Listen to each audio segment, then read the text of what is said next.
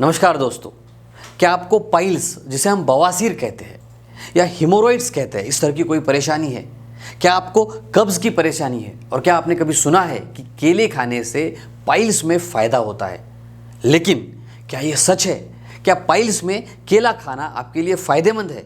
क्या इससे फ़ायदा होता है? क्या नुकसान होता है? और किस तरह के केले आपने खाने चाहिए, कच्चे केले या फिर पके हुए केले?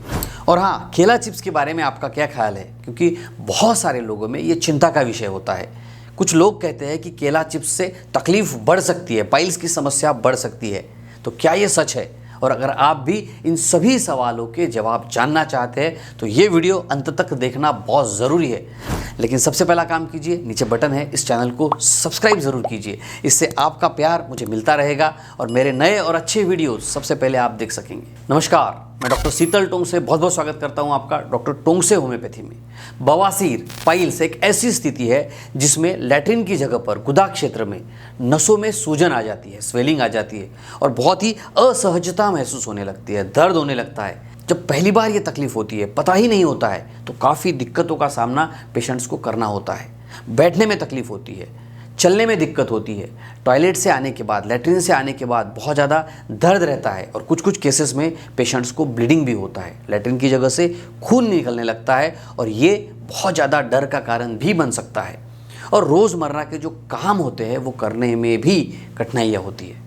तो क्या ऐसे स्थिति में केला खाना चाहिए?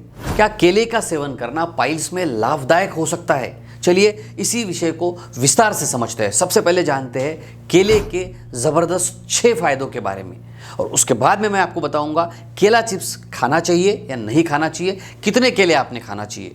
सो पहले समझते हैं ज़बरदस्त 6 फायदों के बारे में।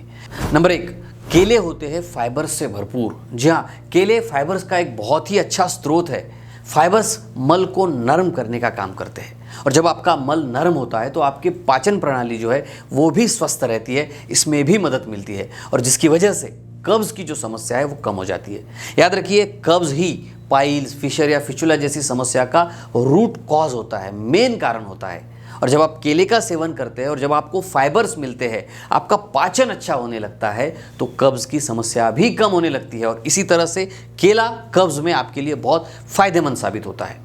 इसका दूसरा फायदा है, it is a natural laxative. जी हाँ, केले को प्राकृतिक रेचक के रूप में माना जाता है जो मलत्याग करने की प्रोसेस को आसान बनाता है और पाइल्स के दौरान जो दर्द पेशेंट को होता है, तकलीफ होती है, असुविधा होती है, उसको कम करने में भी सहायक होता है क्योंकि लैक्सेटिव की तरह यह काम करता है। इसका तीसरा फायदा है, इसमें एंटी इन्फ्लामेटरी गुण होते हैं। कुछ अध्ययनों के अनुसार केले में एंटी इन्फ्लामेटरी प्रॉपर्टीज होती है जो पाइल्स के कारण होने वाली जलन और सूजन को कम करने में सहायक होता है।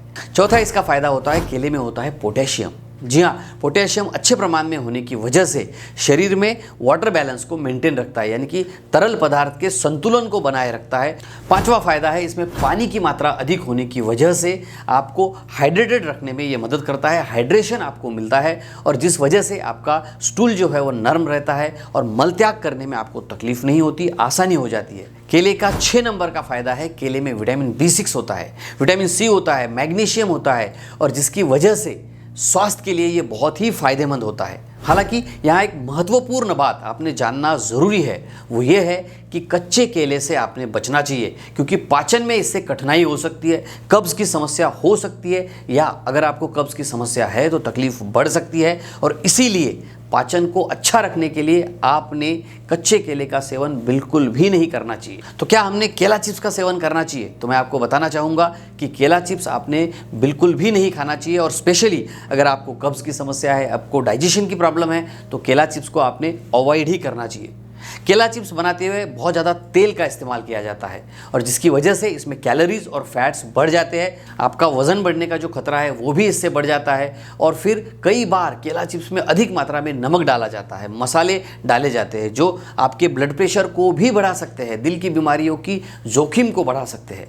और ये तलने की जो प्रक्रिया होती है, इसमें नेचुरल जो फाइबर्स केले में होते हैं वो भी कहीं ना कहीं कम हो जाते हैं क्योंकि केला हम फाइबर्स के लिए खा रहे हैं। केला हम इसलिए खा रहे हैं कि इसमें से जो पोषक तत्व है वो हमें मिले, हमारा डाइजेशन अच्छा हो जाए, कब्ज़ अच्छा हो जाए। तो फ़ायदा होने की बजाय आपको नुकसान हो सकता है और इसीलिए केला चिप्स का ऑप्शन आपने बिल्कुल भी नहीं लेना चाहिए। केले को ही खाइए, पके हुए केले को खाइए, कच्चे केले को आपने अवॉइड करना चाहिए। लेकिन दोस्तों और कुछ बातें भी आपने ज़रूर याद रखनी चाहिए। अपने आहार में आपने फाइबर युक्त पदार्थ ज़्यादा से ज़्यादा शामिल करने चाहिए। पर्याप्त मात्रा में आपने पानी पीना चाहिए। काफ़ी लोग पानी पीना भूल जाते हैं, जिससे उनकी पाचन प्रणाली गड़बड़ हो जाती है। सो अपने पाचन को अगर ठीक करना है तो भरपूर पानी पीजिए, फाइबरस फूड ज़्यादा से ज़्यादा खाइए। अब सवाल यह है कि केले को हमने कब खाना चाहिए। देखिए, सुबह खाली पेट केला अगर आप खाते हैं तो आपके पाचन प्रणाली में ये बहुत ही सहयोगी होगा। भोजन के बीच में भी ऊर्जा को बढ़ाने के लिए आप इसे खा सकते हैं। दिन में 1 या 2 केले अगर आप खाते हैं तो आपके लिए ये बहुत ही फ़ायदेमंद है। लेकिन अधिक मात्रा में केले खाने से आपने बचना चाहिए, क्योंकि इससे आपके पेट में गैस की समस्या हो सकती है।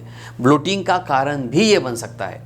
अगर आपको केले से कोई तकलीफ़ है, कोई एलर्जी है, तो भी इससे आपने बचने चाहिए। और कच्चे केले का सेवन आपने बिल्कुल भी नहीं करना चाहिए। आपके डाइजेशन को ये डिस्टर्ब कर सकता है। तो अभी तक हमने ये समझा है कि केले का सेवन ना आपके लिए सिर्फ सुरक्षित है बल्कि फ़ायदेमंद भी है। आपकी तकलीफ़ों को, आपके लक्षणों को भी ये कम कर सकता है। इस वीडियो को अपने दोस्तों तक भी शेयर ज़रूर कीजिए। हंसते रहिए, मुस्कुराते रहिए।